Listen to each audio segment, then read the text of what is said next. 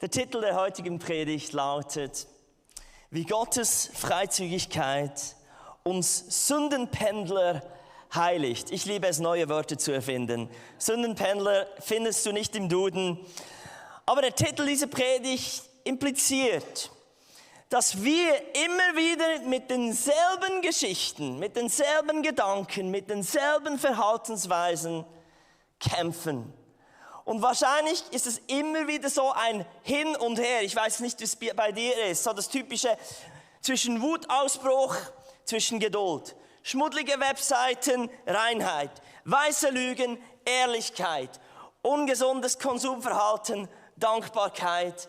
Böse, lüsterne Gedanken zwischen Besonnenheit. Und oft ist es doch so, dass wir im Leben als Christ 2 Schritte nach vorne schaffen und dann geht's wieder eine zurück. Oder manchmal eben zuerst 2 Schritte zurück und nur einen nach vorne. Oder nicht? Bin ich der Einzige? Also heute machen wir ein bisschen ehrlich. Einen auf ehrlich. Aber wisst ihr was? Ich habe wirklich gute Neuigkeiten. Gott ist mit dem Lebensstil nicht überrascht. Halleluja. Ein großes Durchschnaufen. Er hat nämlich eine Strategie für uns. Wir lesen das in 1. Korinther. Er hat nämlich 3 Phasen von unserem Weg in die Freiheit. Und da steht geschrieben: Er hat es aber gefügt, dass ihr in Christus Jesus seid, der unsere Weisheit wurde, dank Gott, unsere Gerechtigkeit und Heiligung und Erlösung. Theologen sprechen eigentlich davon, dass unser Heil in 3 Phasen passiert. Das erste ist die Rechtfertigung, sozusagen, was Gott getan hat am Kreuz. Wir sind gerecht vor Gott. Wir können vor ihm bestehen. Wir können als Sünder zu ihm kommen. Und das ist der wichtige Start, wenn wir uns das getrauen, und das hat Gott gemacht. Also das ist das, was passiert ist. Dafür musst du nichts mehr tun. Das ist das, was geschehen ist. Aber was oft viele von uns nicht verstehen, genau, wir sind jetzt in einem Heiligungsprozess. Das ist das, was wir mittendrin sind, wenn wir mal Jesus als unseren Herrn und Erlöser angenommen haben. Und das passiert durch sein Wort, durch das Wirken seines Geistes in uns. Das passiert in seiner Gegenwart. Das passiert in der Gemeinschaft mit anderen Christen, wo wir ihm ähnlicher werden. Und dann, wenn Jesus wiederkommt, wenn wir von den Toten auferweckt werden, dann geschieht der 3. Teil, die vollkommene Erlösung sozusagen, die Verherrlichung. Das ist das, was Gott noch tun wird. Und wir werden immer zu kämpfen haben, bis zu dem Tag, wo dies geschieht. Also, herzlich willkommen im Kampf, im Prozess der Heiligung. Ich war so gesegnet, eine Geschichte zu hören von Pastor Rob Morris, Senior Pastor von Gateway, wo wir im Sabbatical waren. Und er hat erzählt, wie er eben auch immer wieder damit gekämpft hat, dass er eigentlich Dinge bei Jesus abgelegt hat. Und dann kommen die immer wieder hervor. Und er hat so gesagt, nach 4 Jahren mit Jesus unterwegs, konnte er es irgendwie nicht glauben, dass das Zeugs, was er eigentlich schon x-mal am Altar abgelegt hat, immer noch sein Leben prägt. Dass immer noch das Alte, womit er gekämpft hat, bevor er mit Jesus unterwegs war, immer noch Teil seiner Geschichte jetzt ist als Christ. Und er hat mit Gott darüber geredet und der Herr hat ihm den Eindruck gegeben, dass er mal alles aufschreiben soll, was er falsch getan hat, was ungesund ist in seinem Leben.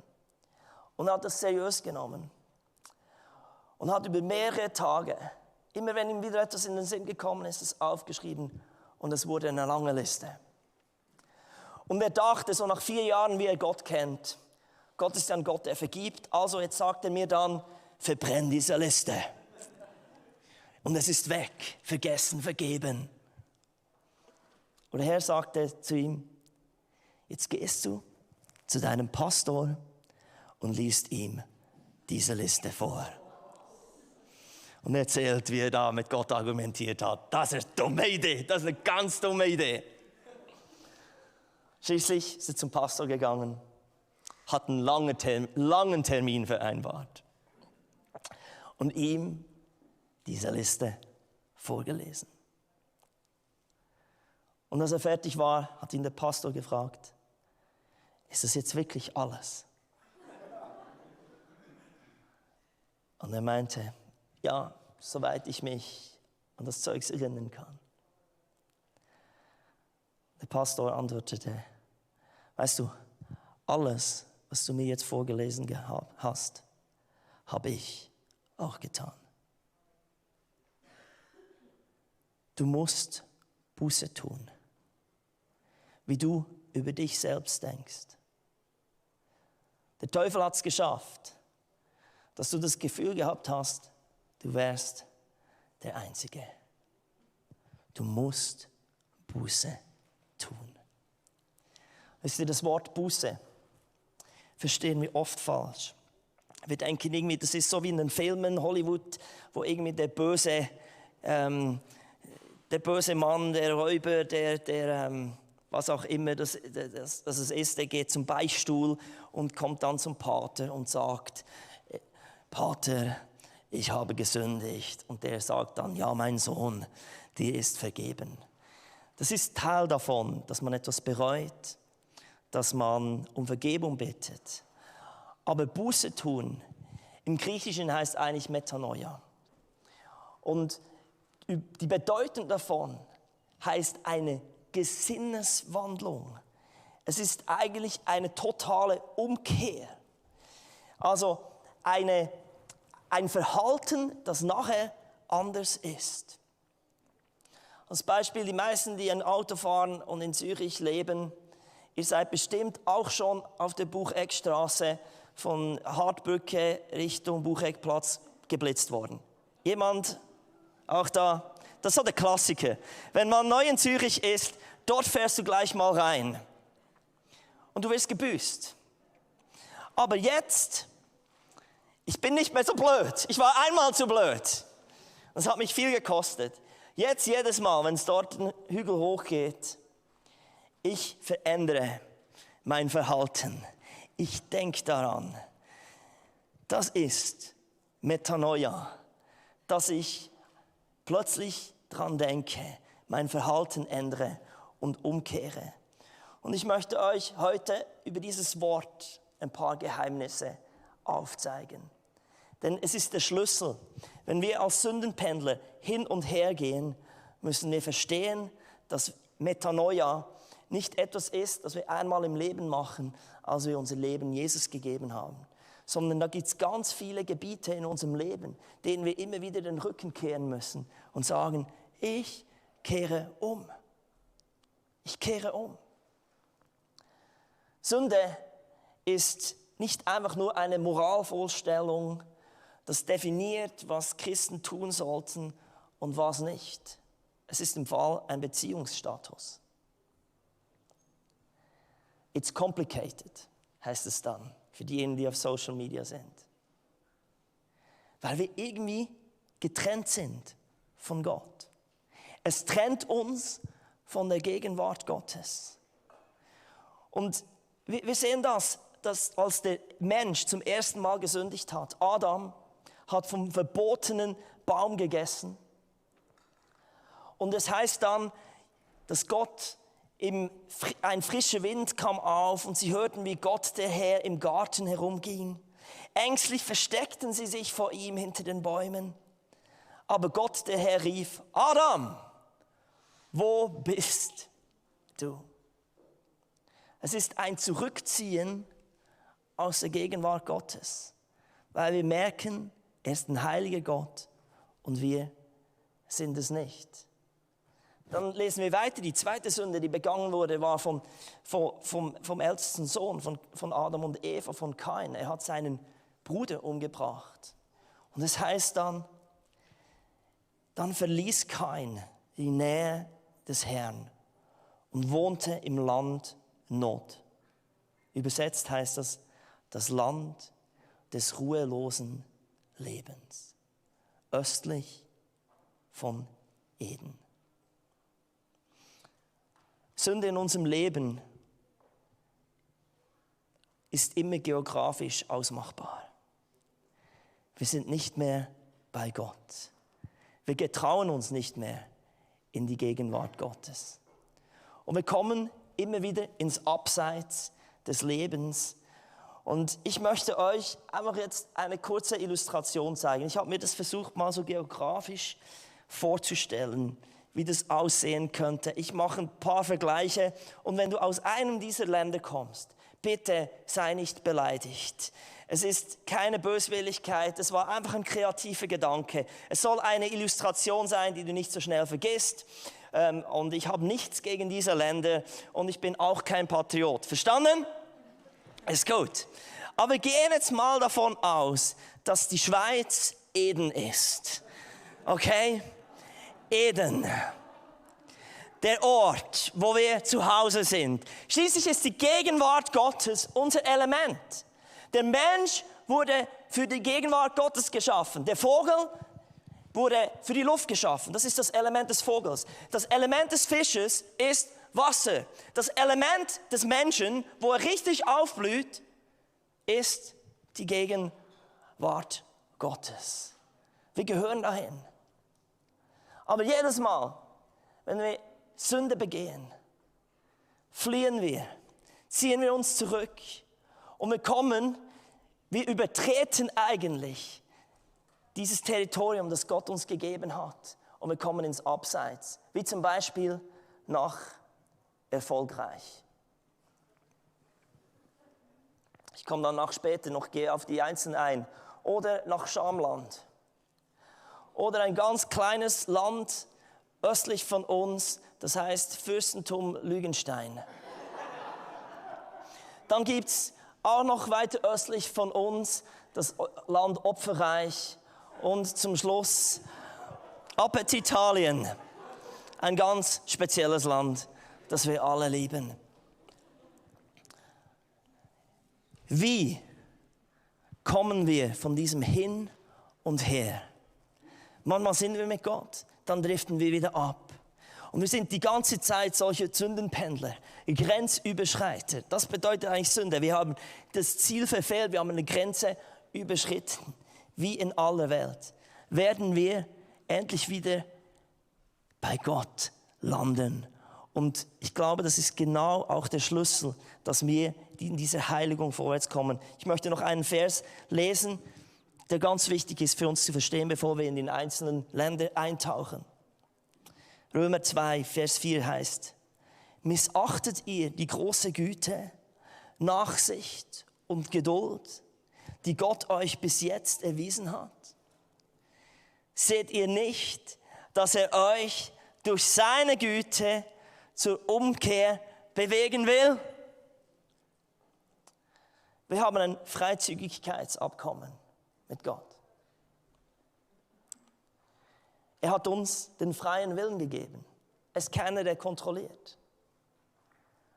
Und manchmal denken wir, wie blöd kann Gott sein? Er hat uns geschaffen und er gibt uns so viel Freiheit, dass wir immer wieder zu Sündenpendeln werden. Aber ich glaube, das ganze Geheimnis darin ist, Gott hat so viel Geduld mit dir, dass du selbst immer wieder entscheiden kannst und selbst immer wieder den Sachen den Rücken kehren sollst, damit du am Schluss entdeckst, wo du wirklich hingehörst. Aber eben, wir schaffen es immer wieder, ins Ausland zu gehen. Starten wir mal mit dem Land Erfolgreich. Die Mentalität in diesem Land ist folgende. Wir versuchen, unsere Unzulänglichkeiten, wenn wir in Sünde leben, wenn wir etwas etwas getan haben, das wirklich nicht gemäß Gottes Wort ist, dann versuchen wir, das ist ganz typisch Mensch, wir versuchen, unsere Unzulänglichkeiten mit Leistung durch Anerkennung zu kompensieren. Das absolute Wahrzeichen von diesem erfolgreichen Land ist der Schmeichelturm. Weil wir versuchen, die Gunst, die Aufmerksamkeit von anderen zu erlangen. Das ist das Merkmal, wenn wir in diesem Land landen. Und natürlich, wo wir landen am Schluss, und das ist das, was uns das Land eigentlich uns den Stempel aufdrücken will. Es will uns die Identität geben, dass wir Workaholics sind, dass wir nur genügen, wenn wir auch genügend Anerkennung bekommen. Das ist das, wenn du dort zu lange weilst und nicht diesem Land immer wieder den Rücken kehrst, dann wirst du diesen Pass bekommen. Und wenn du mal dort lebst und dort arbeitest und das zu deiner Heimat machst, dann kann ich sagen, bezahlst du auch hohe Steuern. Ganz hohe Steuern. Und diese Steuer heißt Rastlosigkeit. Damit bezahlst du. Immer, immer, immer. Es reicht nicht. Da gibt es noch mehr. Ich muss noch mehr. Das ist westlich von uns. Nördlich von uns ist das sogenannte Schamland. Das Wahrzeichen im Schamland ist das Prangerburger Tor, wo ganz normale Füllibürger anfangen, hart mit sich zu sein, sich selbst runterdrücken, sich vergleichen mit anderen und denken, ich bin schlimmer als alle anderen. Die Mentalität in diesem Land ist ein Land voller Selbstvorwürfe und sagen, hätte ich doch das anders gemacht, hätte ich doch, wenn das nicht gewesen wäre, dann. Wir landen bei der Selbstverurteilung. Und wenn du dort so lange dich umtreibst, dann kriegst du einen Pass, der sagt, ich bin ein Versager. Du fängst es an zu glauben, ich bin ein Versager.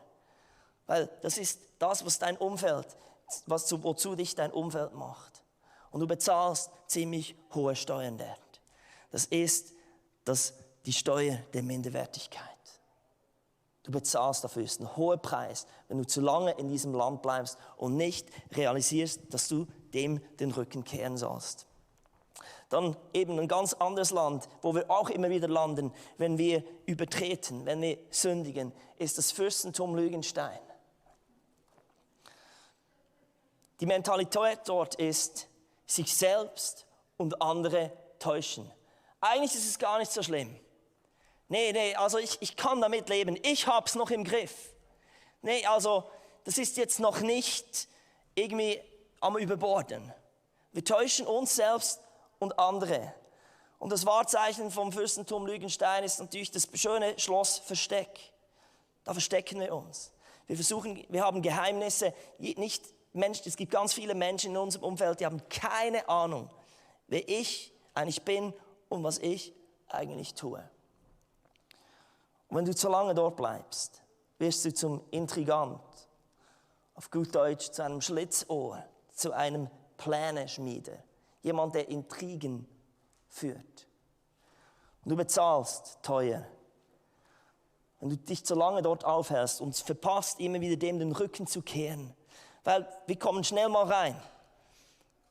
Und wenn du dort zu lange bleibst, du wirst misstrauisch. Du traust niemandem mehr. Du traust nicht deinen Liebsten. Und du wirst auch zum Control Freak, dass du alles im Griff haben musst. Oder dann noch weiter östlich ist eben das Opferreich. Die Mentalität dort ist, keine Selbstverantwortung mehr übernehmen.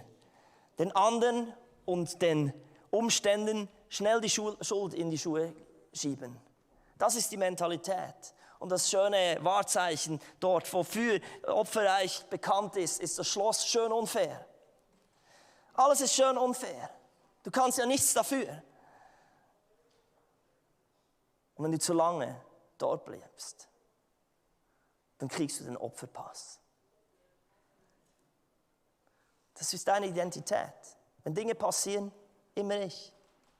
Wieso nicht die anderen? Immer ich. Und der Preis, den du bezahlst, die Steuern, wenn du in dem Land bleibst, ist Neid. Du siehst, dass es bei anderen besser läuft. Das ist nicht ein Preis, den du bezahlen darfst.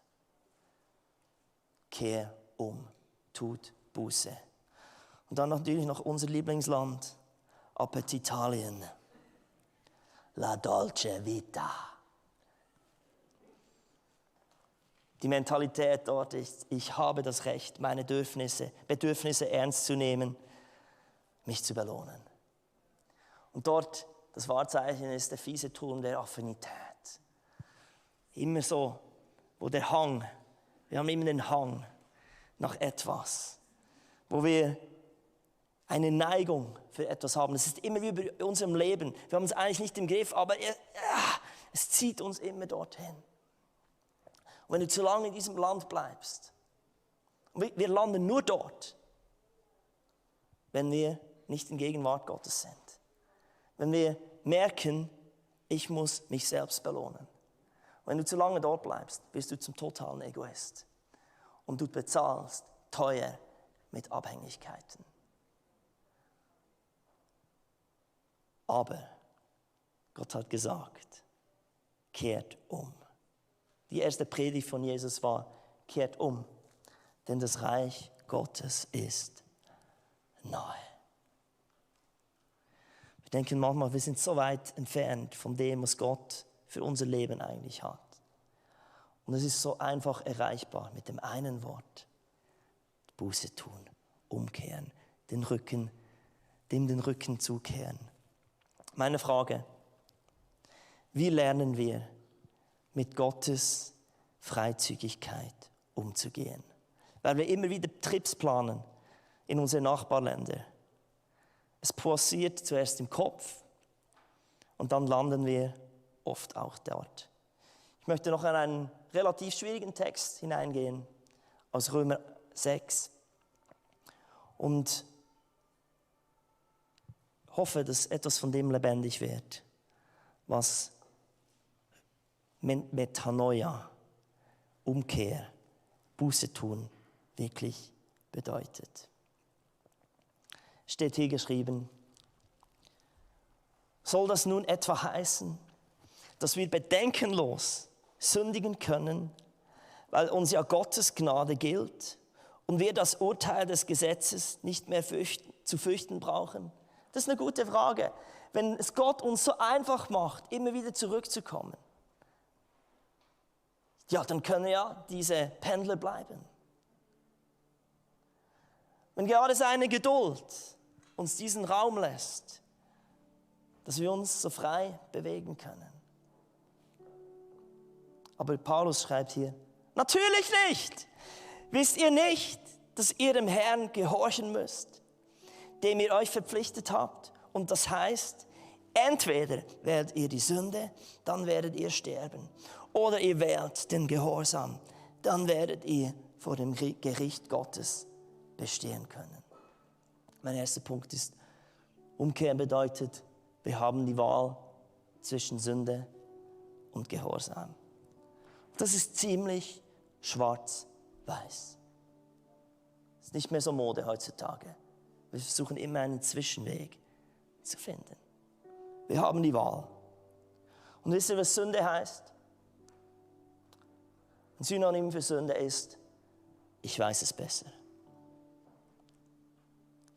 Und wenn Paulus hier schreibt, wir haben die Wahl zwischen Sünde und Gehorsam, dann zurückzukommen zu Gott heißt, ich kehre dem Ich weiß es besser den Rücken, richte mich wieder aus, gehe auf Gott zu, im Gehorsam, dass er es gut mit mir meint, dass er es besser weiß, dass ich nicht alles verstehen muss. Wisst ihr, das ist so ein Geheimnis.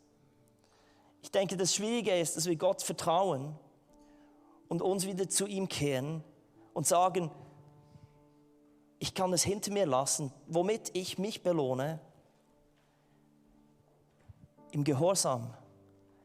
Wir verstehen ihn nicht, es macht oft keinen Sinn, aber ihm zu vertrauen zu können, er meint es gut. Vergeben ist ein Akt des Gehorsams. Nicht, ob ich mich danach fühle, sondern es heißt einfach, ich vertraue Gott, dass er daraus eine bessere Geschichte schreibt. Es geht dann weiter. Aber Dank sei Gott, dass die Zeit vorbei ist, in der ihr Knechte der Sünde wart. Und dass ihr jetzt aus innerster Überzeugung der Lehre gehorcht, die uns als Maßstab für unser Leben gegeben ist und auf die ihr verpflichtet worden seid. Denn indem ihr nun frei geworden seid von der Sünde seid ihr Knechte geworden der Gerechtigkeit. Mein zweiter Punkt ist, Umkehr bedeutet, wir sind entweder Knechte der Sünde oder Knechte der Gerechtigkeit. Wir denken manchmal, es gibt viele Zwischenoptionen.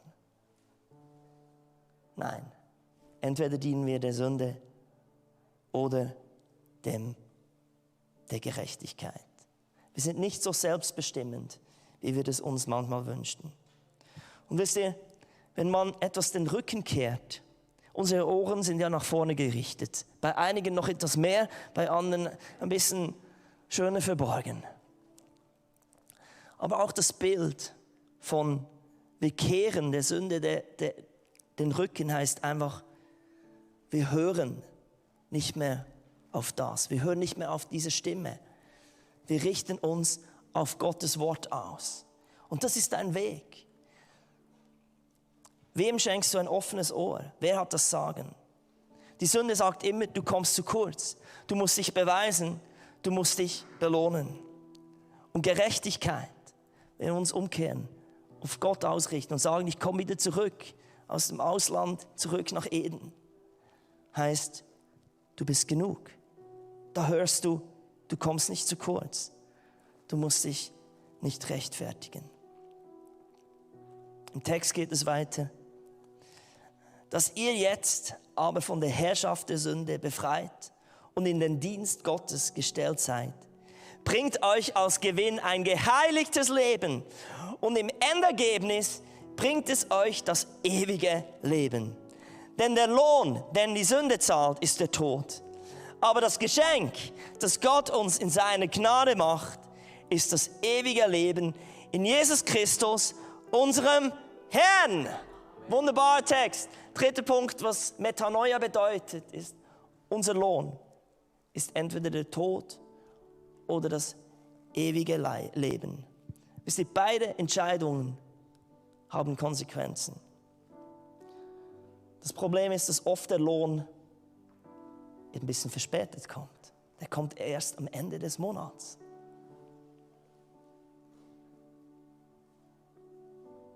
Und so oft treibt uns Sünde dorthin, weil es die schnelle Befriedigung ist. Die schnelle Genugtuung. Schon nur, wenn wir Wutausbrüche haben. Es ist eine schnelle Befriedigung, dass wir das endlich loslassen konnten und die andere Person richtig niedermetzeln. Statt das mitzunehmen, umzukehren in die Gegenwart Gottes. Und Herr, wie kann ich jetzt mit dem umgehen? Wie kann ich das in einer liebenden Art sagen, ohne dass ich die andere Person fertig machen muss, ohne dass ich mich sofort gut fühle? Wisst ihr, unsere Aufgabe ist es nicht, die Sünde zu besiegen. Wir kämpfen damit, dass wir immer wieder da hineinfallen, übertreten. Es ist nicht deine Aufgabe, die Sünde zu besiegen. Das hat Jesus gemacht. Du bist im Heiligungsprozess jetzt. Und Heiligung bedeutet, du kehrst immer wieder um. Und du wirst entdecken, dass Eden, der Ort, wo die Gegenwart Gottes am stärksten ist, dass dort deine Heimat ist, dass sein Friede dir so viel bedeutet, dass in seiner Gegenwart zu sein, dass du da aufblühst, dass du da die besten Ideen hast, dass in seiner Gegenwart das Schreien deiner Seele, dass die Rastlosigkeit, dass da eine Ruhe hineinkommt. Und Gott gibt dir diese Freizügigkeit.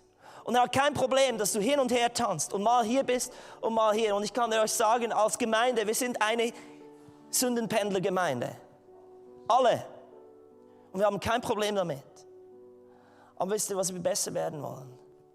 Immer wieder umkehren. Und nicht so lange in Appetitalien leben. Nicht so lange im Opferreich leben.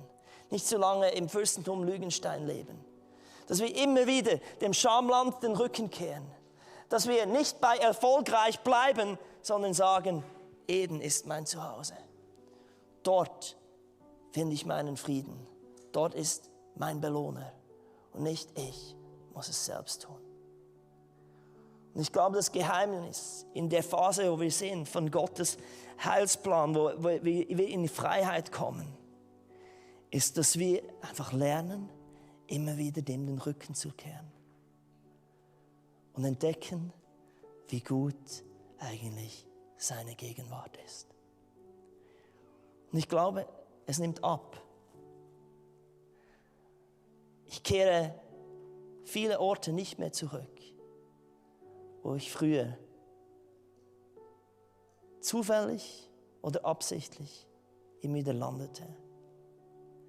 Weil ich gelernt habe, wow, die Gegenwart Gottes ist der Ort, wo ich sein möchte. Eden. Und Gott ist so clever. Er hat uns diese Freizügigkeit gegeben. Er macht keinen Druck, keinen Stress. Aber er weiß, wenn du umkehrst, du wirst das Gute entdecken. Du wirst überwinden. Und hör auf, dich selbst zu prügeln. Finde dich damit zurecht, dass du ein Sündenpendler bist, der aber immer mehr in Eden wohnt. Und entdeckt, dass wir dort unsere Identität haben. Dass Gott uns dort definiert. Auf diesem Weg sind wir. Und es ist beschämend, wie viel Geduld Gott mit uns hat. Und das Einzige, was du und ich falsch machen können, ist, wenn wir uns nicht mehr getrauen, zurückzukommen. Und eben im Abseits der Sünde verweilen. Lass uns zusammen aufstehen.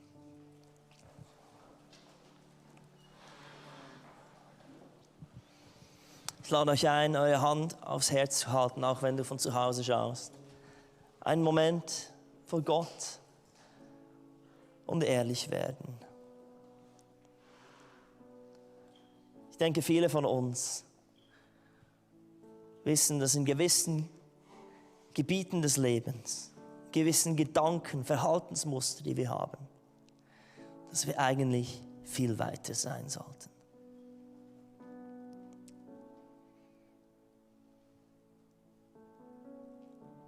Ich möchte dir einfach heute zusprechen, Gott ist mit dir nicht ungeduldig. Seine große Güte schafft immer wieder den Platz, den Raum, dass du umkehren kannst.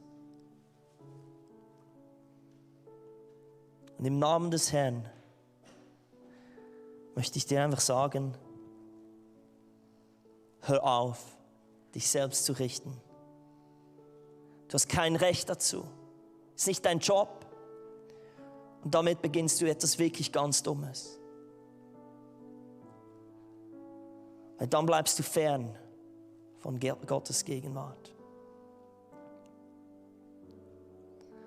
Und dann resignierst du. Und das ist das Dümmste, was du tun kannst. Dann bleibst du in Sünde, dann bleibst du getrennt von Gott. Dann bleibt dieser Beziehungsstatus complicated. Der heute, wo auch immer wir immer wieder im Abseits der Sünde landen. Wir wollen einfach danken, dass es da eine Einladung gibt. Dass du wartest, geduldig, so wie beim verlorenen Sohn. Dass der Weg offen steht, zurückzukehren. Und danke, dass wir Weltmeister werden. Im Umkehren, schamlos, ohne Zögern. Dass wir verstehen, dass wir nicht besser sein müssen, als wir vielleicht sind.